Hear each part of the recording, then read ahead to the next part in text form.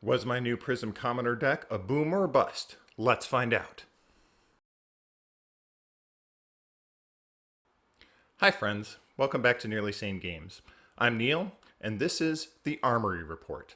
Now this week's Armory event was a Commoner event, and I took my new Prism deck to see how it did. I'll leave a link below in the full deck tech. I did make one replacement though. I took out the Ironhide boots for Snapdragon Scalers. Now, normally I wouldn't think to run Snapdragon Scalers in this, but we have Wartune Heralds in there, which cost 1.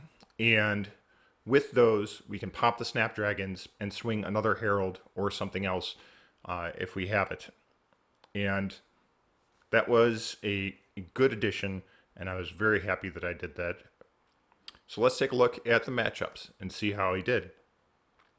Round 1 was against a Dory, and this was, I felt like I had this match pretty well covered throughout the whole match. Dory did get a counter on Dawnblade, which I wasn't real happy about.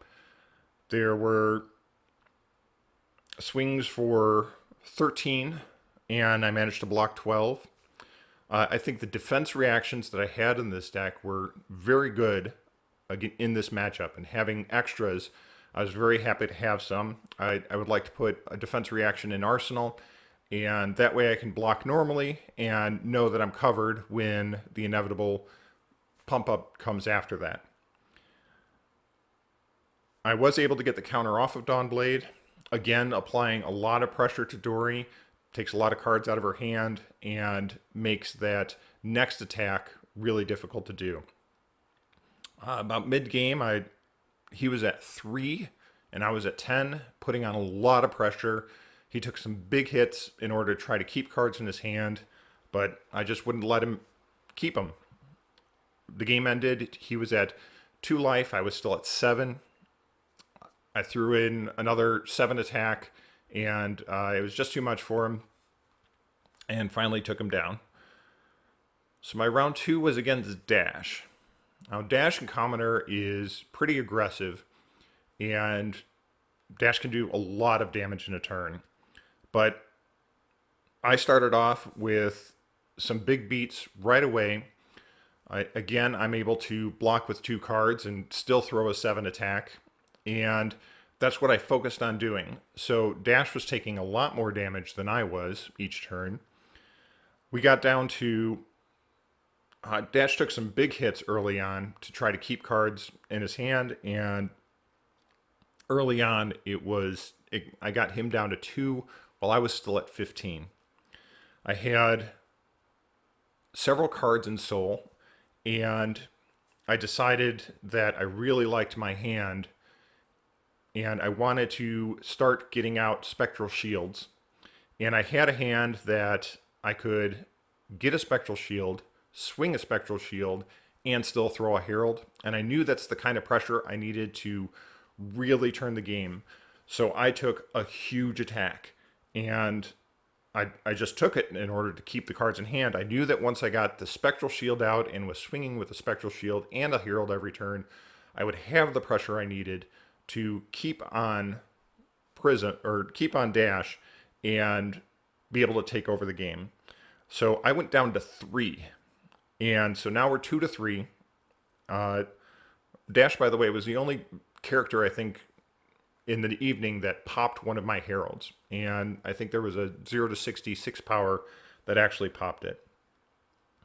So overall, not too worried about popping Heralds in this matchup. I took a lot of damage to keep the 4, and then I started with Spectral Shield and Herald.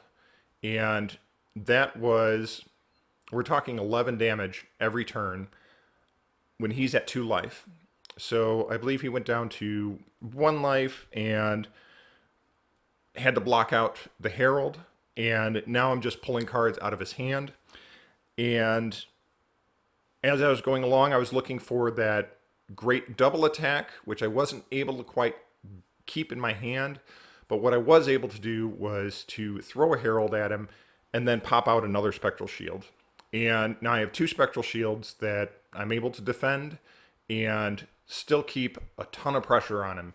And that was really too much. I just eventually swung a spectral shield, swung a herald, and he didn't have the block to keep it, and I took that match.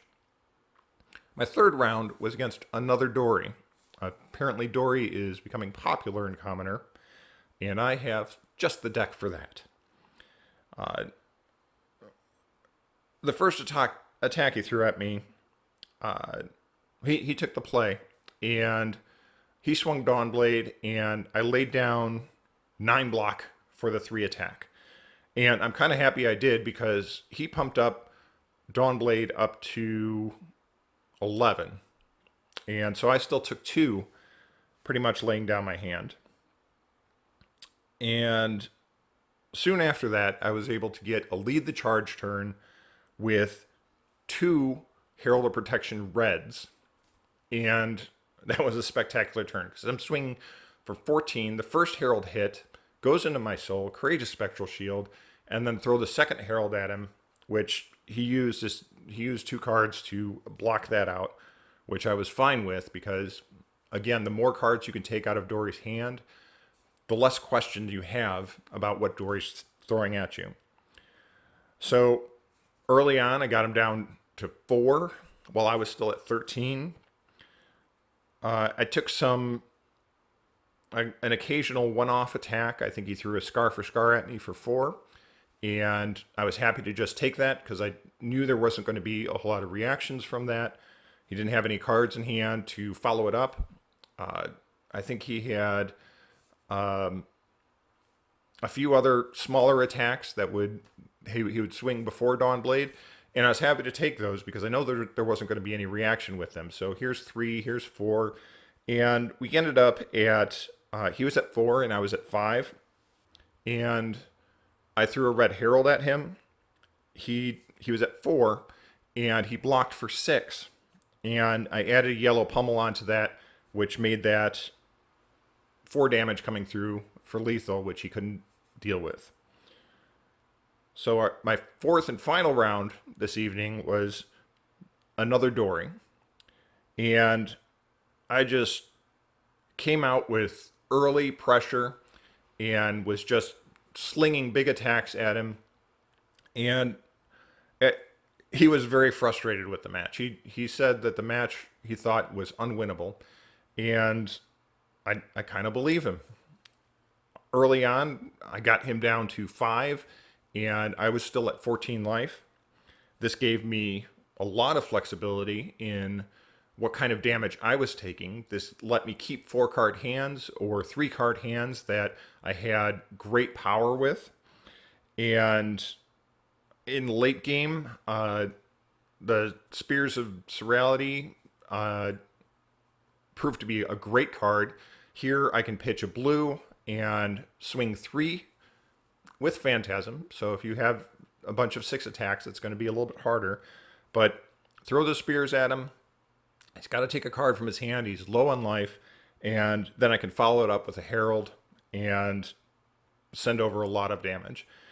At the end of the day, he was at 1. I was at 10 still. And it was a pretty decisive victory.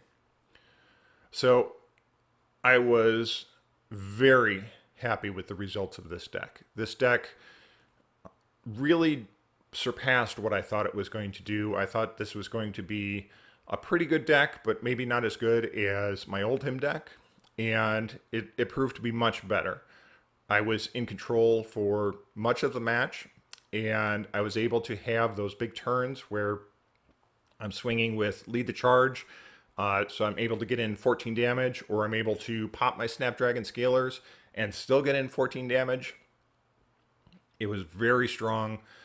Late game, I'm able to bring in Spears of Surreality. I'm able to make a Spectral Shield or 2. I would make the oddball Spectral Shield, and it would just serve as... It's pretty much dropping a piece of Iron Rot on your board, and it would soak up a point of damage next turn, which was great. And being able to throw these attacks with 2 cost at him made the deck very, very powerful. And there were 3 card hands that I'm able to get additional damage through. And it just did fantastic. I think at this point, I didn't get to play against Ninja. I would have liked to have an Ira match to see how I was able to fare against that. But this is a great deck. If you're going to a commoner deck and you're looking to win, it does take a little bit of skill to decide the lines that you're going to take, but this is a very, very powerful deck, and I'd recommend it to anybody that's going to go to a commoner event. So that's all we have for this week. I believe next week is Blitz. Not sure exactly which deck I'm going to play there, but take a look for it then. Until then, I'm Neil, and this has been the Armory Report.